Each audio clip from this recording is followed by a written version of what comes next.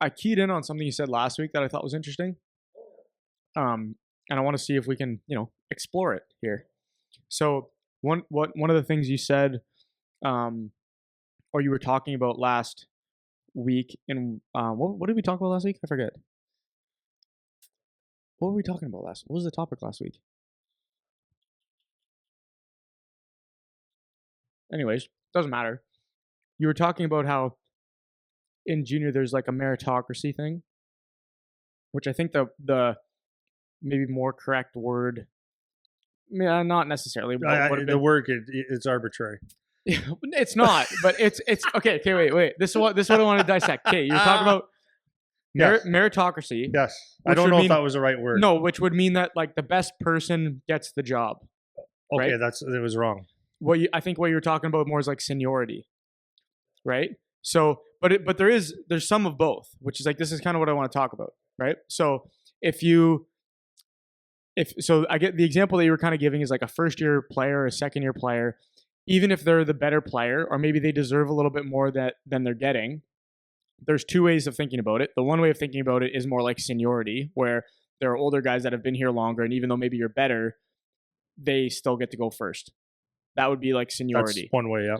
The other way is the meritocracy way, where even though you're playing well and maybe you deserve more and whatever, there are other guys that are also playing well and maybe deserve what they're getting, and they're older, which would be more like there's a meritocracy there a bit with where the seniority. Like, yeah, right. So it's a little bit of both. Yeah, and then you do have just like the pure meritocracy a little bit too, where it's like the kid that is a first year player, like the one that pops in mind is like Michael Misa with Saginaw. He was an underage, got drafted, and like right away he's like PP1, like getting all this opportunity and all this stuff, right? And there's certain reasons for that. So I guess my first question is how much of that, or how much of seniority versus meritocracy exists at the junior level, and then how do you feel like that plays in at the youth level? So it makes more sense to me at the junior level. It makes more sense in pro. It makes more sense when there's a large swath of ages, college, whatever. But in the kind of youth circuit, there's no real seniority. But you could make the argument on like the meritocracy side about some kids get a little bit more than other kids. So like, what are a little bit of, I guess, thoughts on that concept of like that meritocracy piece, youth hockey versus junior seniority stuff? Because I think sometimes coaches apply some of those concepts to youth hockey, which they don't really work there necessarily. And I'm seeing that a little bit with some of the kids like on our teams and how they think about stuff. So start with that, and then I'll tighten it up as we go. So from a youth level of hockey, I think that you can do it anything you want, but I think you have 3 lines or less. So I don't think you can't.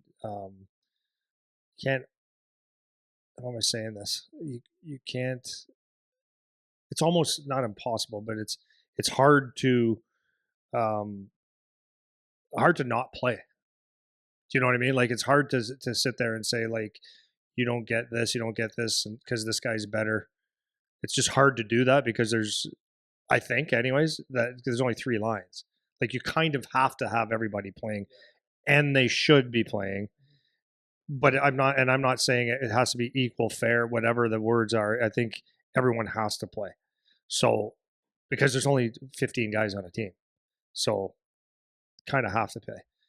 Do I believe that in youth hockey that there should be, if you're better, you play more? Like, yeah, a little bit. But you have to roll lines to develop kids and just to get through the game. And then it depends on a philosophy, if you're all about winning or if you're about developing. If you're all about winning, I'm not saying this is right or wrong. If you're all about winning, then you would be using a meritocracy, right? Where you're playing your best players in most situations.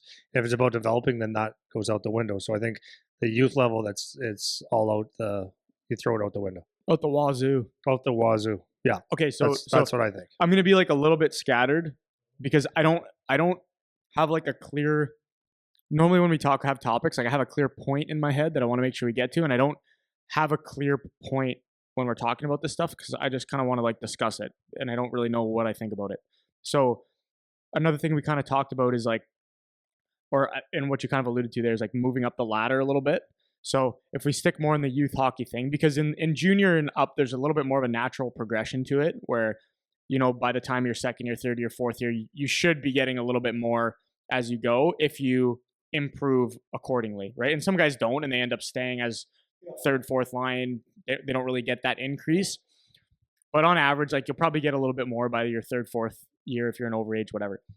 So if we keep it focused on more like the youth hockey stuff, what move up the ladder to me would mean is that year over year playing AAA, let's say at the highest level, or jumping from AA to AAA, how do you go from being a guy that is maybe a bottom end player to getting opportunity where you're more of a top end player? Like that would be kind of like the ladder that I'm referring to in youth hockey. And for me, like as a coach, you want the most amount of players to get better. Even if you're winning focused, it's just better for your team if more guys are better. But there's a bit of a finesse to being able to do that as the coach.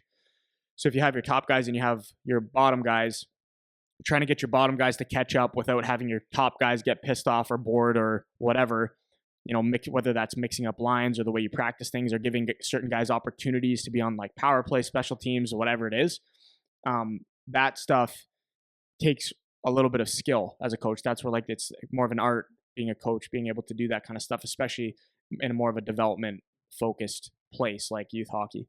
But I guess my question is when you're talking about trying to move up in the youth hockey system or when you're playing on a youth hockey team, what are like some of the ways that I guess if you're the parent of a child that is in that situation, because I've had some of these conversations with parents, like how do you get your kid to get those kind of opportunities where they could go from being a lower end player to a higher end player? Because that happens.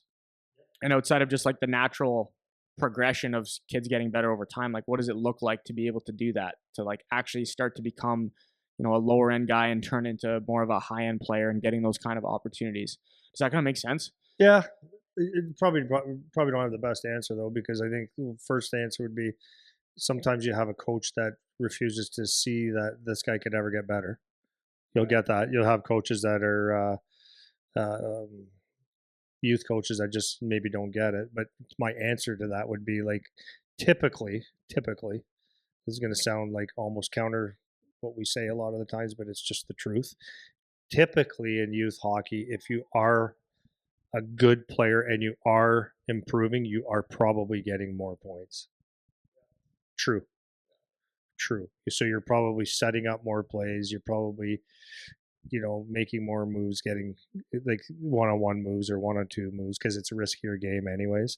And you probably just increasing those offensive chances because it's a little bit better, means the league's probably a little bit easier at the youth level, right? I remember the day that it was like, for me, actually as a player, where I was always a really good player, but then I realized that, and I think it was minor Bantam, like hockey's actually easy. Like I could actually take shifts off and still produce. That's when anyway. So the thing is that if you're probably around the puck a heck of a lot more when you start moving up, and then it's like, so how do you move up like from a third line to a second or a first? I don't know if there's a real such thing like that in minor hockey, but if there is, I just think when you're around the puck more and you're making more plays, I think that's where you earn it, and it's up to the coach to give that to you to play with different players.